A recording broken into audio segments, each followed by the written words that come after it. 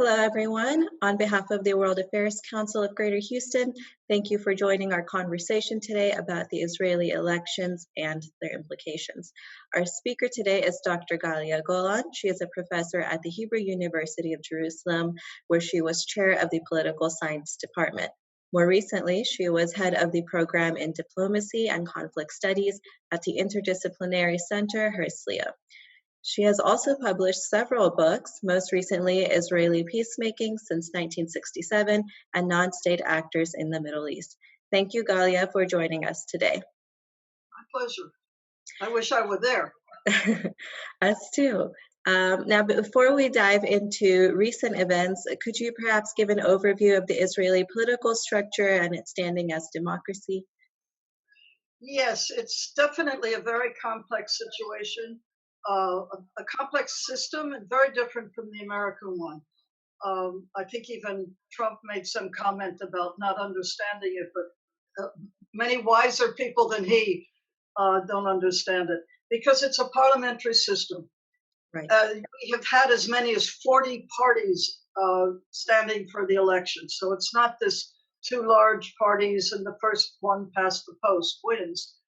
Our system is such that basically a party, it may not be the largest party in terms of votes at the election time, but the party that can put together a coalition. In other words, a party has to be able to have the support of a majority of members of the parliament, the Knesset, which means they'd have to have at least 61 seats out of the 120 in the Knesset.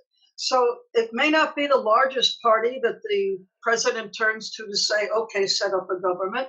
And in fact, we had to go to the polls 3 times in its past in 2019, right, because neither of the major parties had enough seats getting together with other little parties. Neither one had enough seats to set up a government. So we went to election after election. And by the way, the same thing happened in the most recent elections, the beginning of March. So the president asked one party, what's called the Blue and White Party, and it's a brand new party that was set up for the elections last April. And it was basically 2 things: a get rid of Bibi party, or as I put it more politely, not Bibi. Mm-hmm. Basically centrist in orientation. And the second major thing is the top 4 people in the party were former chiefs of staff of the military. They were all people, 3 of them of the 4. They were people that most of the other parties had sort of tried to engage or enlist on their lines because they have the security credentials, and the thinking was that they could bring in votes because security is such a big deal here, mm-hmm, since we're involved in a conflict, ongoing conflict. Right. But it turns out they're not the greatest politicians in the world, and that's what we discovered.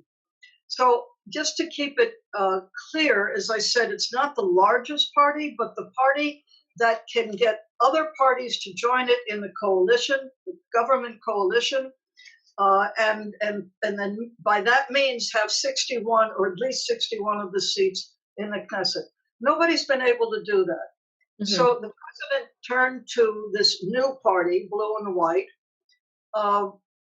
basically because in his judgment, the president is a symbolic role, and really this is the only thing he gets to do besides to give pardons, is to turn to the party that he believes is able to set up a coalition.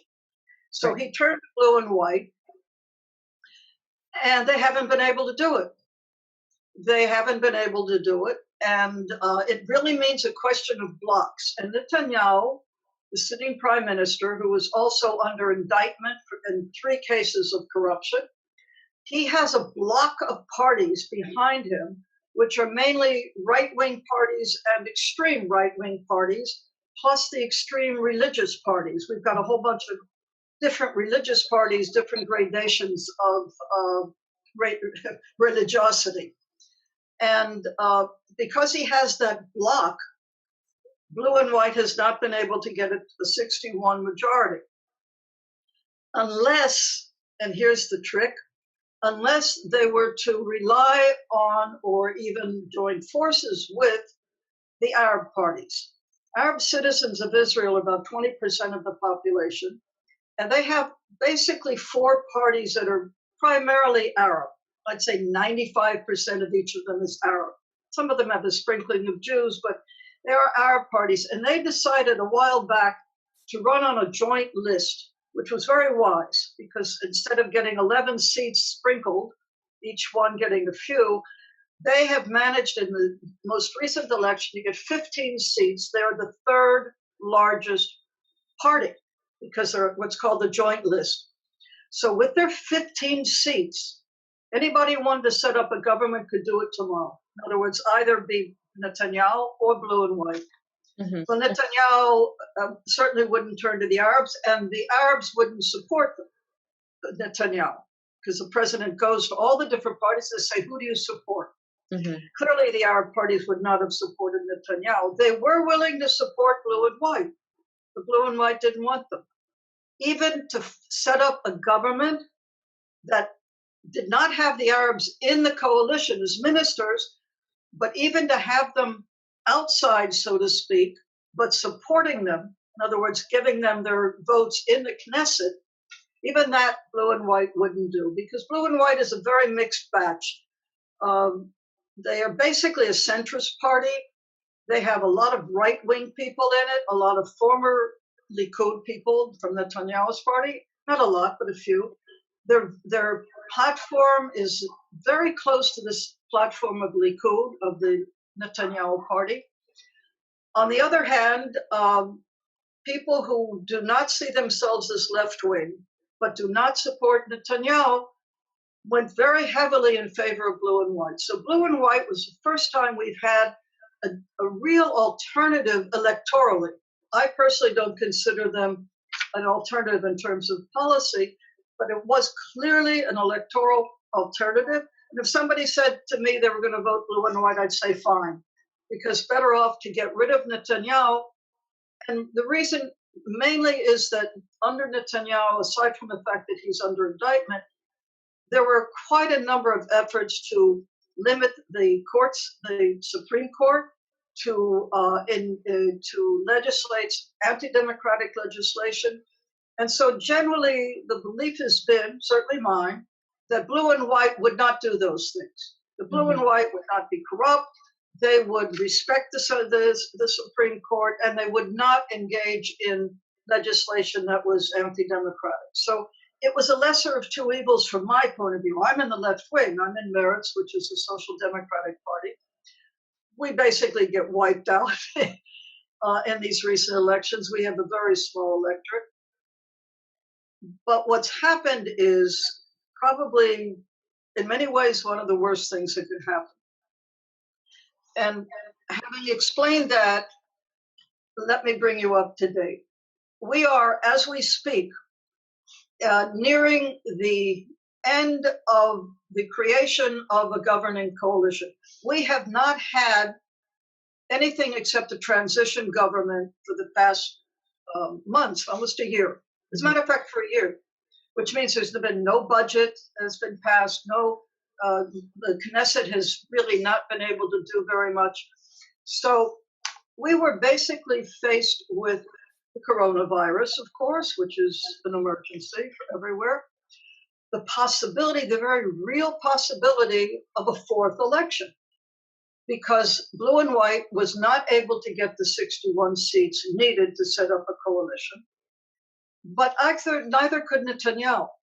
So we were really very much at a stalemate, except, as I mentioned, if blue and white had been willing to accept the support of the Arab joint list, which they weren't, which is a disgrace from my point of view, but there we are. So where we stand today is that blue and white a few days ago said, okay, we're going to set up a government together with Netanyahu.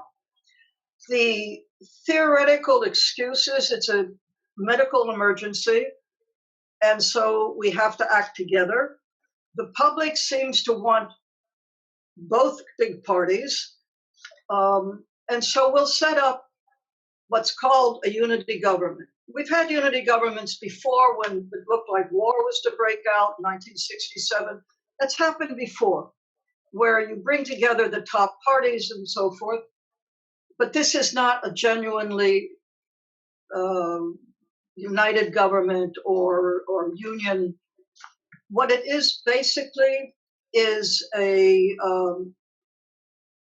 it's basically the blue and white joining a Netanyahu party. Now, they had talked about this before, but the reason I say what I say, that it's basically joining Netanyahu, is that they've argued over specifics before and never come to a conclusion. There was issues where blue and white said all along it would not sit with a prime minister who was under indictment. Blue and white also insisted, when they got to talking, is that they would not let Netanyahu, a united government like this would basically be a rotation. One party would have the prime minister for X number of months or years, and this has happened before, as I say. And then after a year or two, the other party would come in and be prime minister. In the meantime, you might have a rotation of the defense minister. You'd have deputy ministers. It had to be worked out. Well, blue and white wouldn't accept to sit under a prime minister who was indicted. Mm-hmm. Two, they wouldn't agree to have Netanyahu be the first rotation. I think because they didn't think he would give up the seat after a year and a half or 2 years. Right. They have now agreed to both things. They've now agreed to both things. The other thing, there are another 2 points that point to the fact or give us some evidence that this isn't just a national unity government, but actually acquiescence to Netanyahu. One of them is, yes, Netanyahu will be prime minister the first part for a year and a half. Secondly, the blue and white party collapsed because not everybody in its leadership agreed to this. The party has virtually collapsed, and only a certain number of their members of Knesset are going with the leadership into this government. In addition to which, we've been watching these coalition negotiations. A coalition is built not only on numbers, but on a common platform. They have to agree on a platform for the coalition. And they've been arguing, first of all, as I said, over who's going to be in what position for how long. But the other thing is, and this is one of the reasons that generally the public does not see this as just an emergency move because of the coronavirus, it's going to be a government with something like 30 to 34 ministries. Mm-hmm. This is unbelievably large. And if you're worried about a medical crisis, you don't turn around and set up a government that's going to cost so much money at a time when the economy is clearly going to be in serious trouble, right, since everything is stopped. So there are these things. But I think what's of greater concern is that we don't know exactly who's going to be minister of what. But it looks like because blue and white are not really very good politicians, and Netanyahu is a whiz, really is a superb politician, a very, very sharp mind, he's getting the better end of the deal. Not only is he going to be prime minister, continue to be prime minister for at least a year and a half, and then theoretically there's rotation, but also there's an issue over who appoints judges. And they've worked out a system whereby blue and white will have a say, but it will really be the prime minister who is going to determine who gets appointed judges, particularly on the Supreme Court. And we have an opening coming up in a year's time. There was another scuffle about who's going to live in the prime minister's mansion, because when Netanyahu is no longer prime minister, does he have to move out because he's only deputy prime minister? Mm-hmm. They squabbled over that a bit. I think the answer is that he gets to stay in his house. Another issue has been a very serious issue, and that's a commitment that this government will pass a law, that is, have the Knesset pass a law, because they'll have a majority in the Knesset, a law that allows a minister who's under indictment to remain in his position. See, our system, our legal system at the moment, a prime minister is not allowed to remain in office if he's under indictment. It's just the way it happened to work out for various historic reasons. But a minister was not allowed to be appointed minister or remain a minister if he was under indictment. Well, when the rotation takes place, if it does, and Netanyahu becomes deputy prime minister and no longer prime minister, he's a minister. Mm-hmm. And for him to be able to do that, they need a new law. And apparently Blue and White has agreed to pass such a law. And this is outrageous, of course. Right. Then there's another, I think, even more important issues. And that's the issue that Netanyahu has been pushing in order to keep his right-wing supporters, particularly the settlers in the occupied territories, to keep his supporters in his camp. And he promised, in response to the Trump proposal, so-called peace proposal, mm-hmm.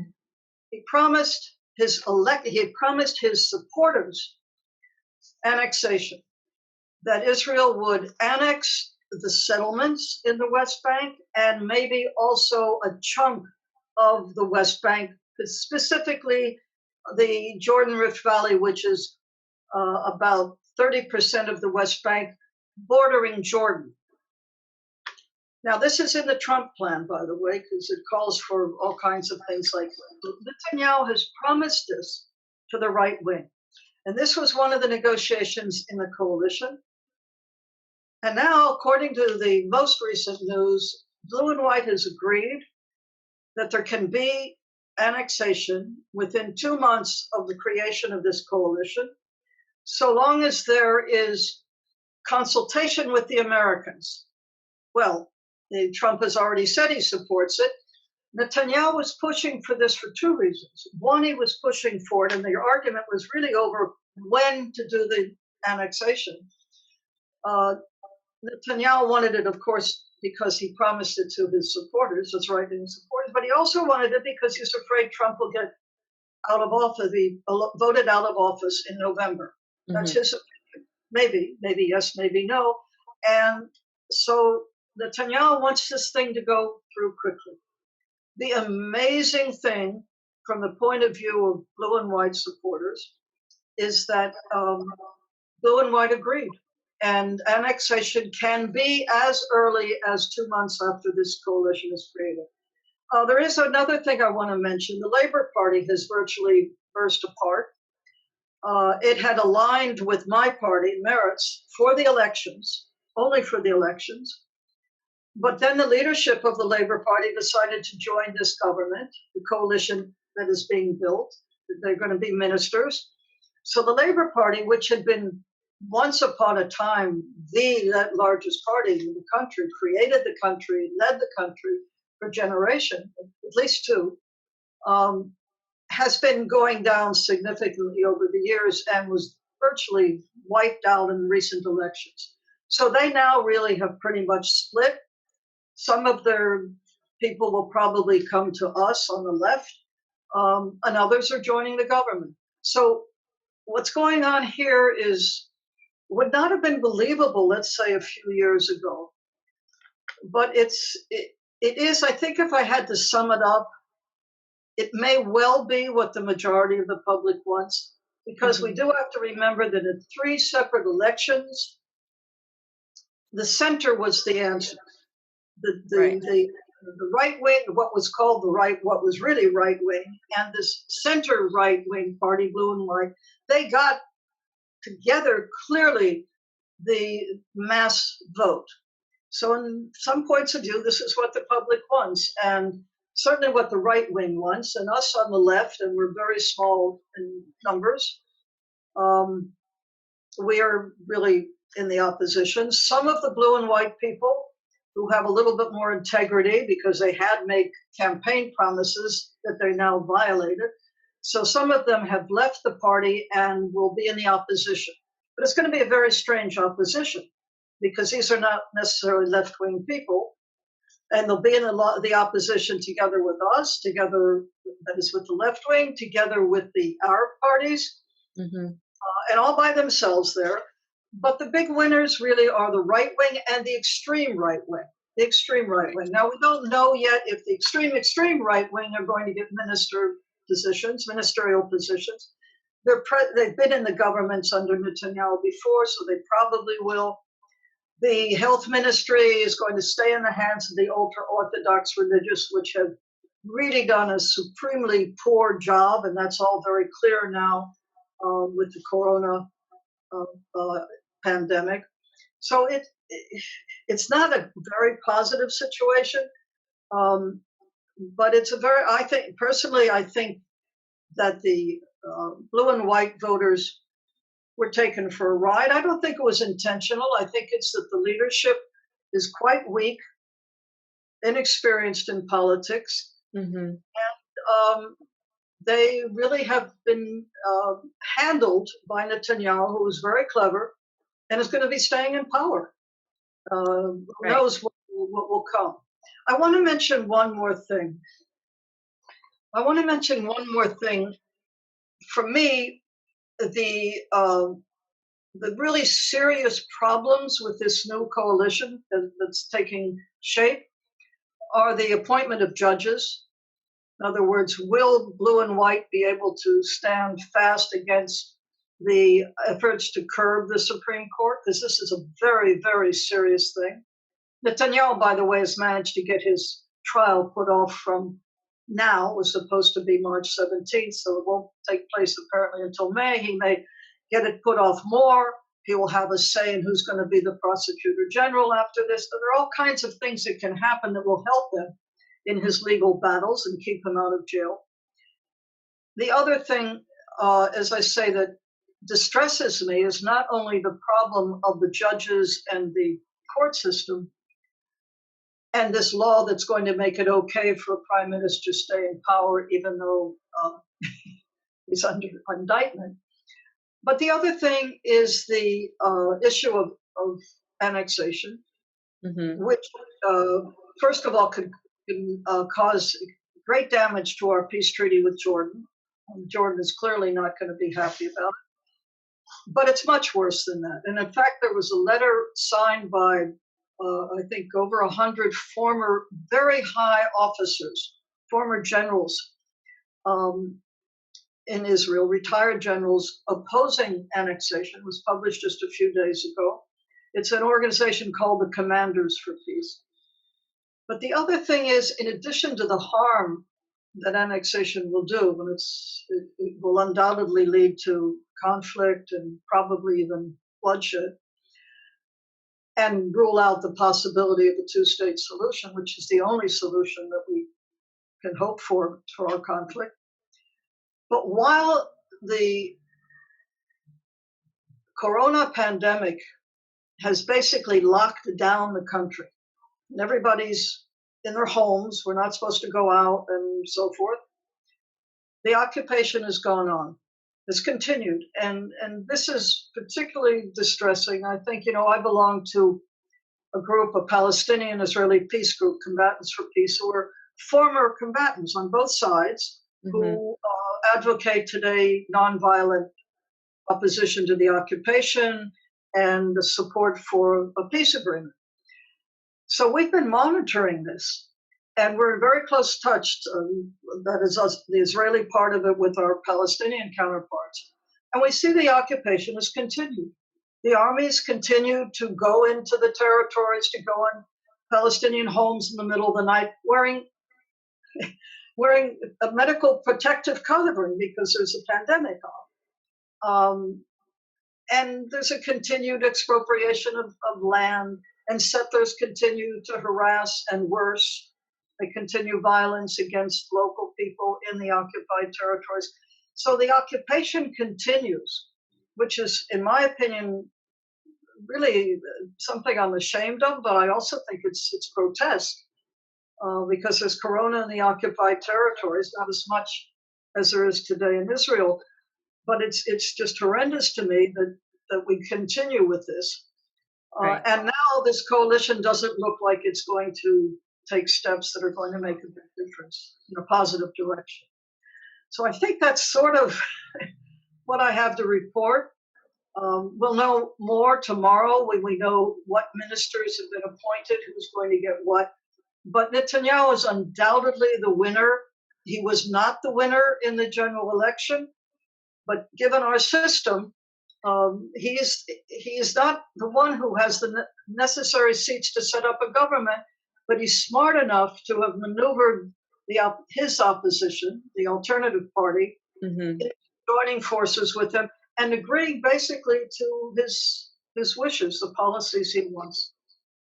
Absolutely. And you touched on this already, but maybe focusing specifically on Benny Gantz, who's been a significant rival, vowed to never support Netanyahu. Can you talk about, perhaps why he decided to join Netanyahu's administration as what we can compare to the House Speaker? Well, the official and the theoretical answer is, of course, the emergency situation. And it is an emergency situation. There are those who support his move, and the explanation given, and it's not totally fallacious, is that he was in a very difficult position, Benny Gantz, because the only way he could set up a government was to set up basically what would have been a minority government. In other words, he would not have had a coalition of 61 or the parties representing 61 because he wouldn't bring Arabs into his coalition. So he would have had a minority government supported from the outside by the 15 members of the joint list, 15 members of Knesset. Now, I want to remind people, outside there's no reason to necessarily remember this, but Yitzhak Rabin did this.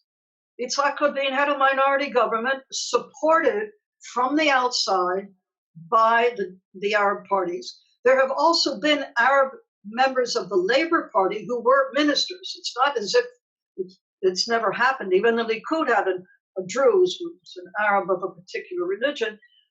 Even they have had one minister. So it isn't totally unheard of. But the risk here was, I believe, from Gantz's point of view, that he would have a minority government supported by the Arab parties, which he didn't want to begin with because he's something of a racist, I guess. But this would be a weak government. It could be easily and quickly overturned with just, one or two people not voting with it in a non-confidence or no confidence vote in the Knesset. So it would be a weak government. The only alternative for Gantz was a fourth election. Right. So I admit that he was in a very tough spot.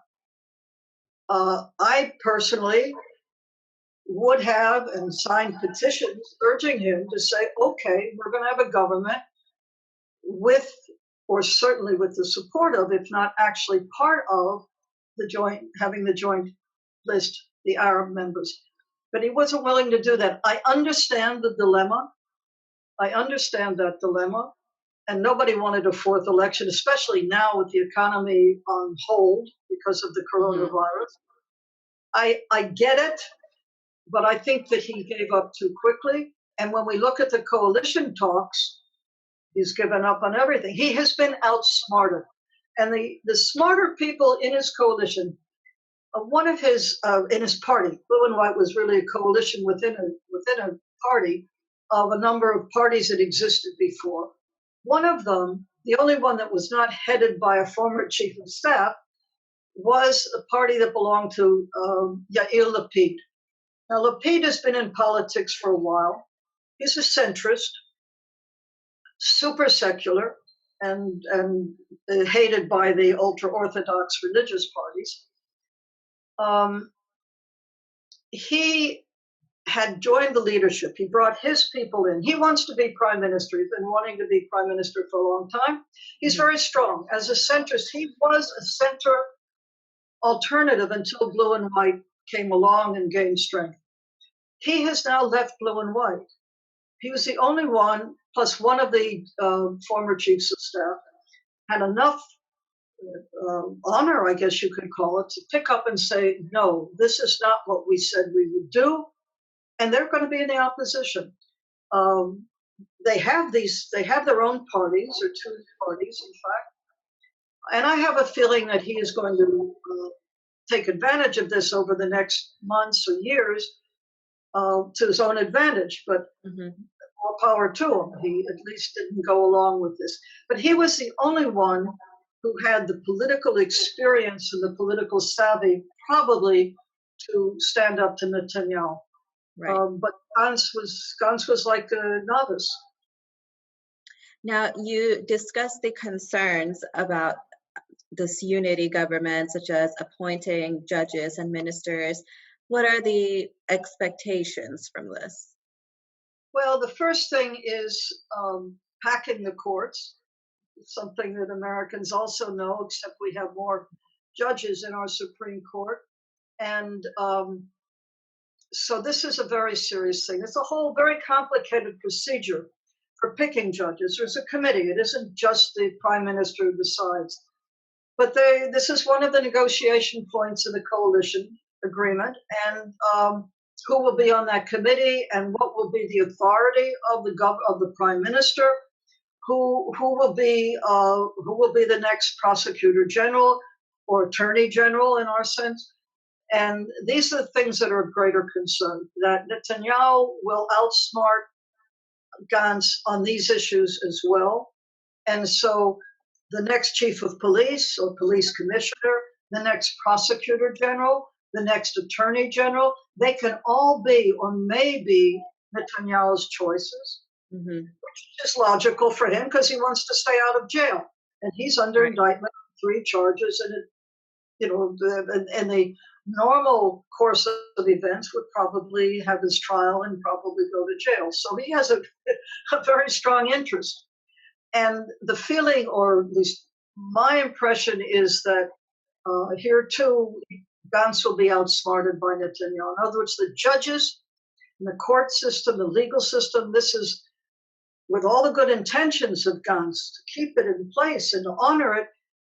I think he's going to be outsmarted in the appointments. The other thing is the annexation. The issue of the occupation, the issue of the possibility of a peace agreement. When President Trump and Netanyahu revealed the Trump plan, Gantz said he supported it. Now, I don't know if he really does. I hope he doesn't, but there's that danger is a very, very real danger. And going for annexation is liable to disrupt the peace agreement with Jordan. It's liable to cause another intifada. But worse still is it will close the door to a 2-state solution, which has been closing gradually anyway under Netanyahu. So the situation is extremely serious. They could easily put more conditions on what the Palestinians have to do if we'll even talk to them.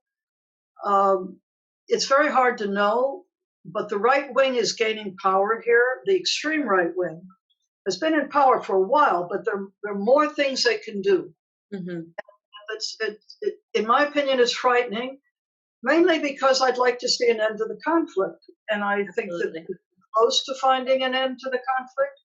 I think the Palestinian leadership is definitely interested, advocates nonviolence, but it's not going to be able to control the people if annexation goes forward. Right. It's an unfortunate situation. Lastly, now, how is the Israeli population reacting to this? You mentioned some are supportive, but I assume that there are many people, especially who are supporting Gantz, who feel almost betrayed. Yes, it's very difficult to say because we're in lockdown. It is, by the way, one of the exceptions. There are exceptions to the lockdown. You're allowed to go to the grocery store. You're allowed to demonstrate, which is very interesting, mainly because the courts stepped in on that, but nonetheless. So there are things that I haven't mentioned. Prior to getting together, there was what is almost like a coup attempt by Netanyahu, where they basically, through their control of the Knesset, they have the Speaker of the Knesset was theirs, the Likud. They basically stopped the newly elected Knesset from meeting, and basically closed the courts theoretically because of the coronavirus. So there was a mini takeover here. Mm. And the reason I mention it is that when this occurred, there was via internet the organization of a Save Democracy movement, and they organized a car cavalcade of cars driving from Tel Aviv, hundreds of cars driving from Tel Aviv, which was allowed, you're allowed to be one person in a car, Mm-hmm. from Tel Aviv to the Knesset, protesting. It was a that was the slogan, Save Democracy. So when you ask how the population responds, that's one indication. They did this 2 times. I didn't do it because of my age. I don't go out of the house, period. I was afraid that at some point they may get out of their cars, which they did, and this is not for somebody my age in the period of the corona. But nonetheless, this was good. This was actually it was a grassroots thing. It was not political parties on the left, although they joined, obviously. That was one indication. There have been petitions against this unity government. I mentioned the former commanders, but it's really very hard. And there have been also, there've also been demonstrations outside of the home of Gantz. Mm-hmm.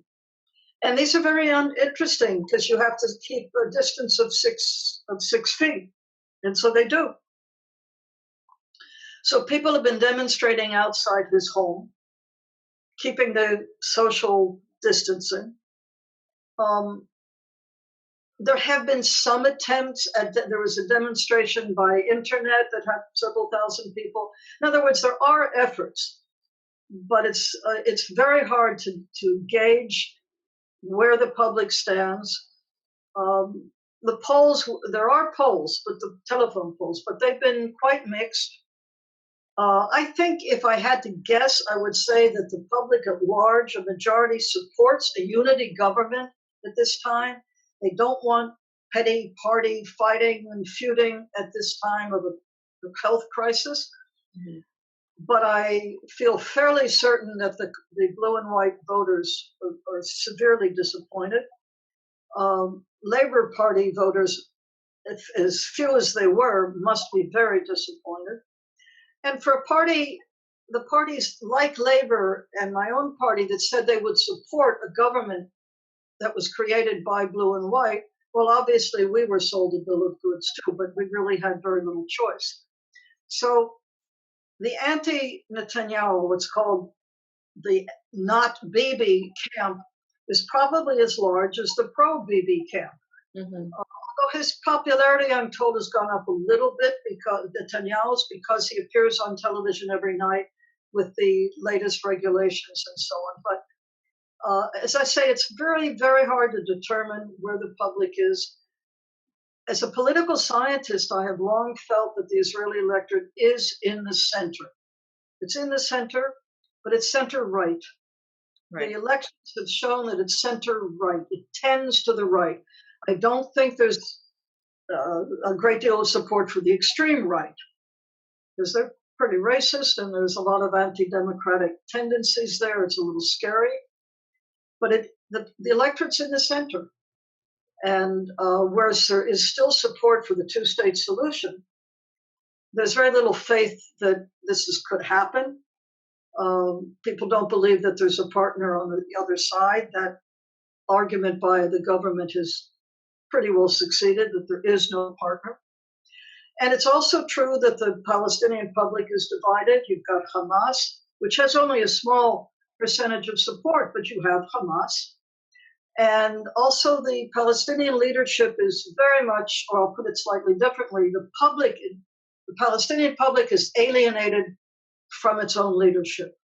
Right. Its own leadership has failed to bring about an end to the occupation, and it's old. There hasn't been an election for a long time. And so things are not good on the Palestinian side. So there's reason for the Israeli public to say, well, there's no chance for peace anyway. Mm-hmm. I believe that's wrong. I'm very much in touch with the Palestinian community and the Palestinian politicians. And I believe that there is still a chance, but we keep missing these opportunities, and one wonders if they'll stick around. Annexation is going to bring about a very big change here, I think. Right. Well, it's certainly a very complicated situation. And like you said, we can hope for better leadership and an eventual end to this very long conflict. Well, Dr. Galia, thank you very much for your time and this conversation. I certainly learned a lot from you today. And to our audience, thank you for joining us. And hopefully, we'll be hosting Dr. Galia in Houston soon. She was scheduled to come this spring. Thank you for your interest. Absolutely. I appreciate it. Bye bye. Yes. Bye bye.